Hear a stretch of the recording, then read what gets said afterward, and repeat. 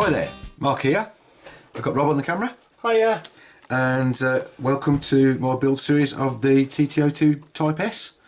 As usual, lovely Tamiya manual. We're going to start right at the beginning and build up the spur gear, connect that to the prop shaft joints, go straight to step 2, put the prop shaft onto the joints and fit it into the tub in part 3. As you can see here, nice bit of aluminium. This is the Tamiya hop-up options. You've got those, Rob. Those are the numbers there. You need to buy these separately. They don't come as one kit, so you need the prop shaft and the prop joints. Okay, so first thing we need to do is get all the parts out. I tend to match them up against the side here. Tells you which parts you need. I've got all those ready. We're using parts from parts bag A at the moment. That'll change as we go on, but for these 2 pages we've got bag A, and let's get on with part 1. So we start off with our replacement prop shaft joint. First thing we do is put a BA6 bearing onto that, and then the GB3, which is a plastic spacer,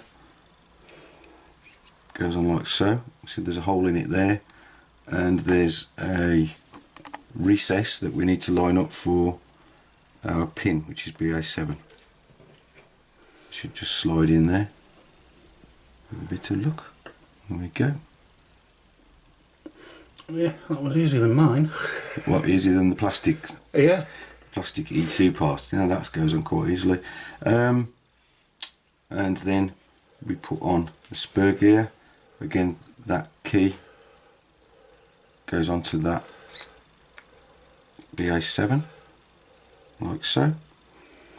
We put on another BA6, which is your 1150 bearing, and then GB2, which is your bevel gear, and it says snap on, so this must only go one way. Right. Not much of a snap there. No. Just an easy slide on there. So that was quick, wasn't it, Rob? There's step 1 done. Step 2 says prop shaft. Again, get my hop up part. It says put the 2 1150 bearings on, and then it says insert that prop shaft. Now with this set, the hop up kit, you get one O-ring, so obviously it's just the one. I'm going to make sure that goes in properly and seats in. So just push it in with the shaft.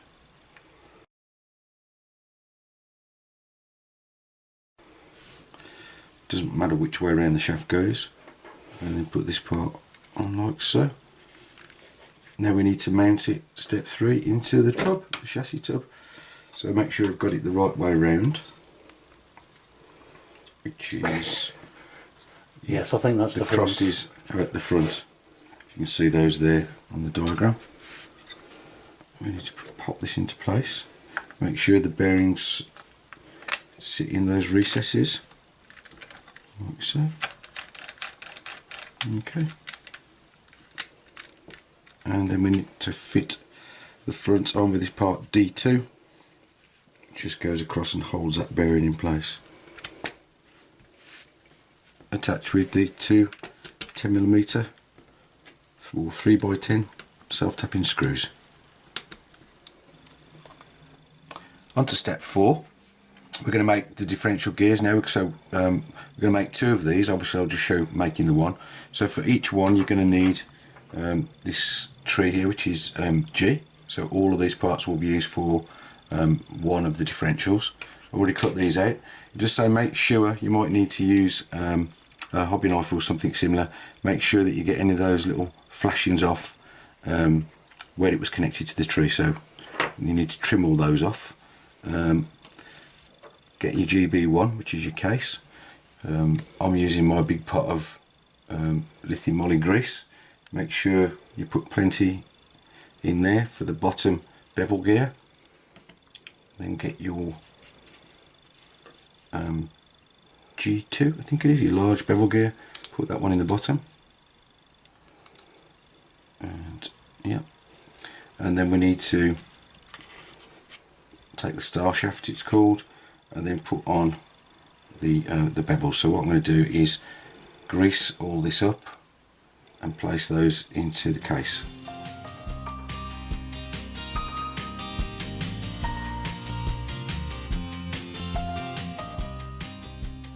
Okay, so I've pretty much packed that with grease. That's the way I like to do it. I know you can get away with just putting a tiny bit in and the stuff will get thrown off, but there's that much in there, that's going to pack it up, and hopefully again that's going to make it a little bit more, a bit of a tighter diff, which is what I'm looking for. So I've pushed in the other G2 large bevel gear. That should be flush really, pretty much there with the case, slightly in, and don't forget to put some grease on this side, because this is actually going to turn inside the case. So put plenty of grease in there, and then just align your ring gear, it's called. The 4 pieces there will slot into the diff case, and if it doesn't fit flush then you haven't got those seated properly, but that's gone all the way in. All I need to do now is use my 4 BAI3s, your little 2mm by 8 screws, self-tappers, and screw the whole thing together.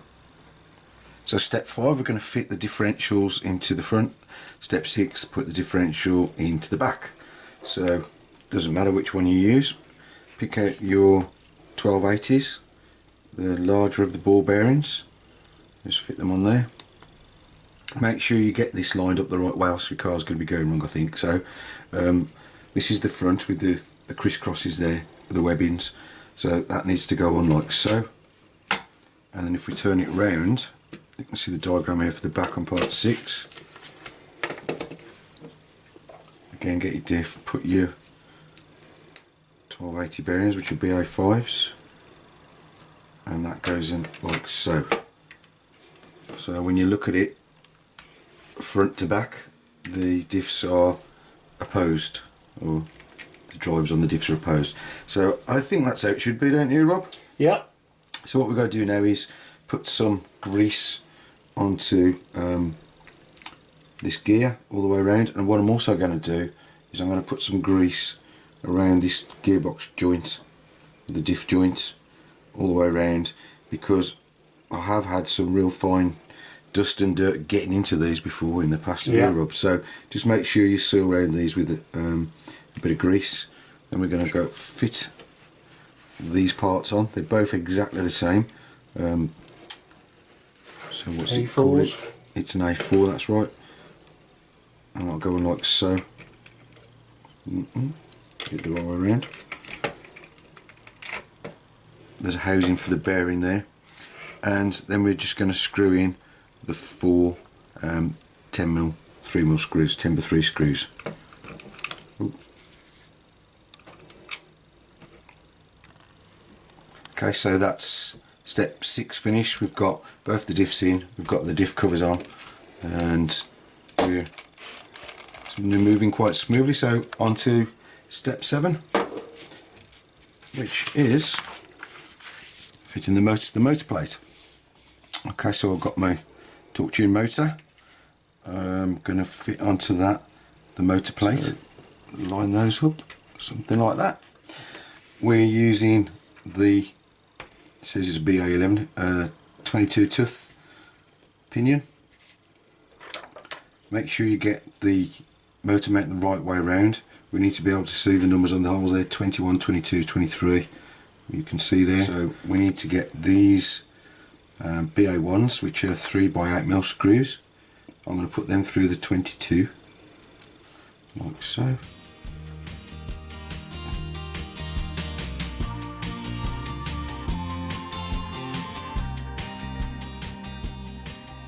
Okay, now we need to fit the pinion on.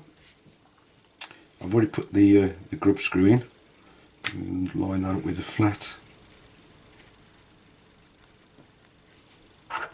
Get your Allen key.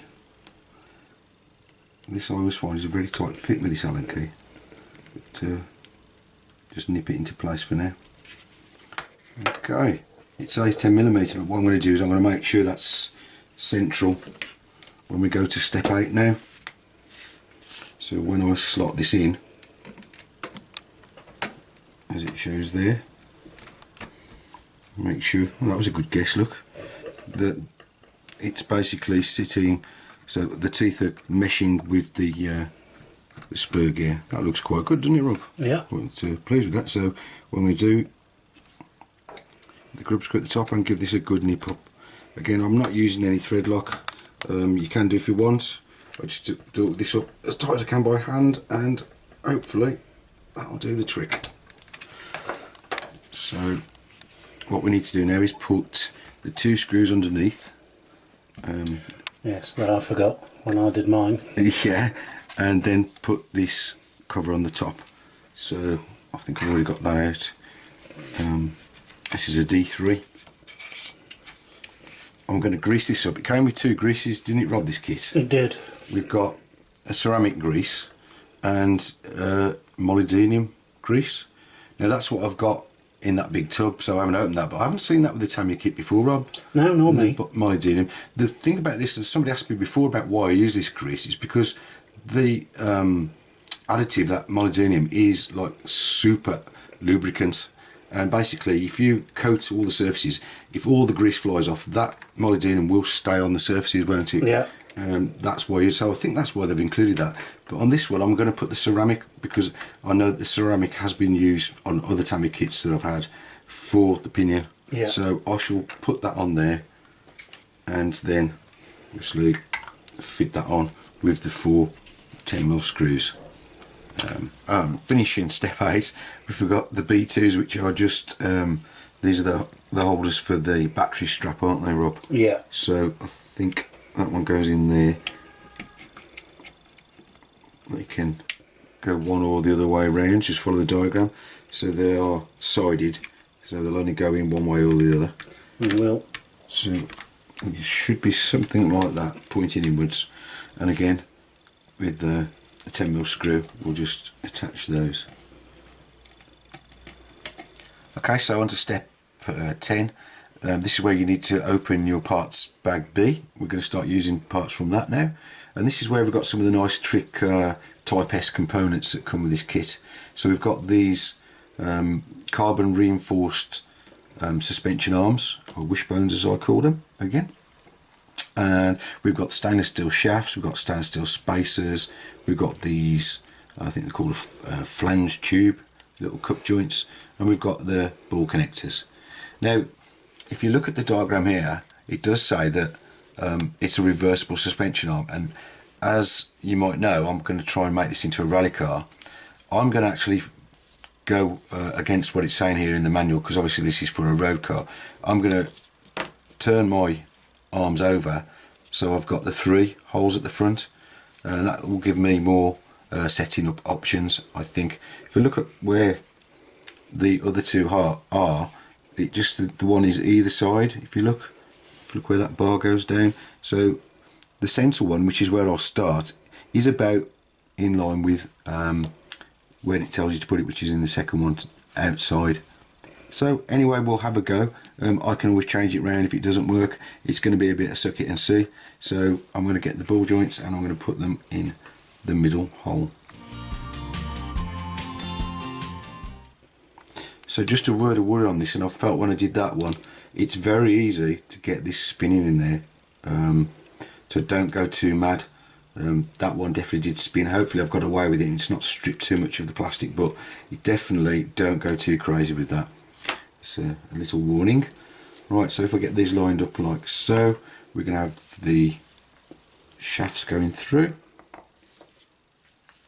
This will probably all fall apart, won't it, Rob, when I pick them up? Yes. On the back there we've got these adapter tubes. It only goes on one way, guys. There is a hole all the way through, but the one side is bigger than the other. It doesn't show you that. So yeah, they only go on one way.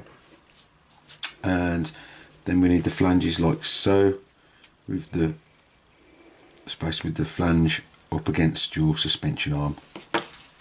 I'm not greasing these because again I'm going to use it off road, and the dirt and dust and grits is going to stick to any oops, here we go, I told you it'd fall apart. It's going to stick to any grease I apply, so I'm going to just leave those. It's stainless anyway, so it should be a nice surface to pivot on. Okay, so once that's done, step 11, we're going to fit these arms now to the front of the chassis. So it shows in the diagram, turn it upside down. Can you see that, Rob? Those are the holes, aren't they? We're going to mount into.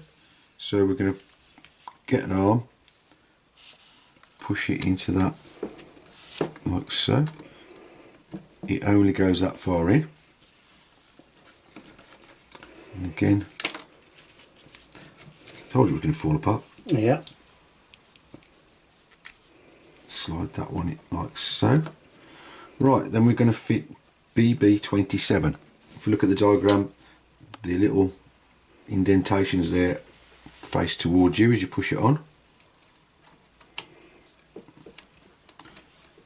And we fit this through part B8. There's my B8 part, so now we've got to somehow get this on here. There'd be two self-tapping countersunk screws that will go through there, and we've got to get these longer BB3s through the plastic and through the metal bar. Point of interest here, I was talking to Bry from, I think it's Aeon 38 is his channel, about the different colours that Tamiya use for some of the metals. You can see the BB3s are longer, 15mm, compared to the standard 10mm. So they've actually coloured it in a darker metal, and the diagram is shaded, but it doesn't actually make a reference to this is a darker colour or anything like that. No. It's something you kind of have to pick up on, isn't it, Rob? So yeah, that's something to look out for on a Tamiya build. I think the same if you look at that part there, part 10. In step 10 you've got BB7, which is shaded in because it is a darker colour than some of the other ball joints. So just a little thing you might want to look out for there on your next Tamiya build. They say, is it Tamiya move in mysterious ways? they don't know. What I'm going to do is, just to hold this still now, is to put the countersunk ones in first. That might help, he says.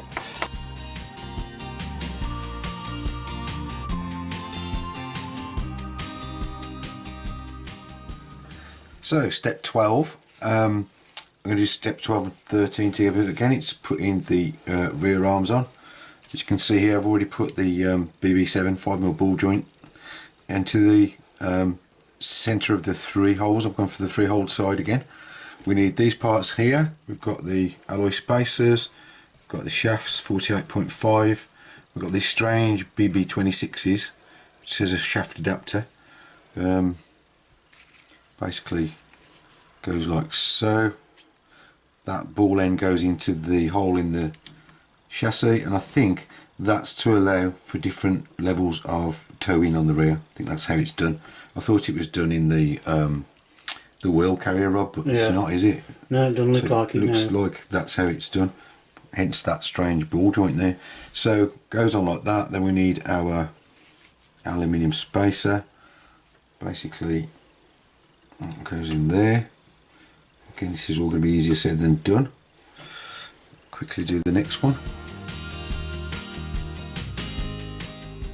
Okay, and then we need this rear suspension plate. Again, this solid steel. It can only go one way round. I knew that was going to happen. Stop laughing, Rob. Sorry. So, because it's on camera. Yeah. Well, no, it's just so bleeding fiddly. I mean, 3 pairs of hands, don't you? Yeah, but you've got the camera in your hand there, mate. I know. So there we go.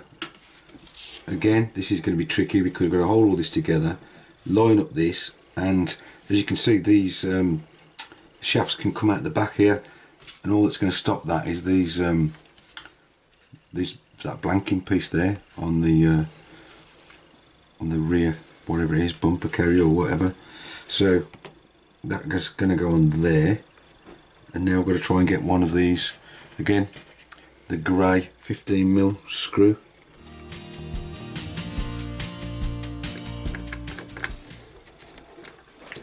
Right,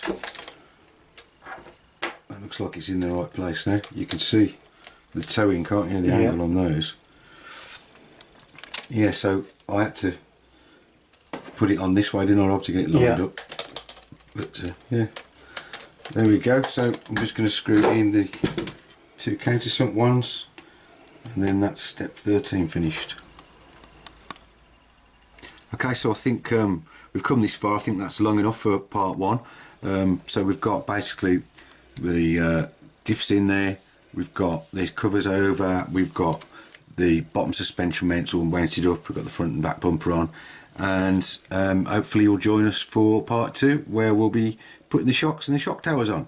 See you soon. Bye.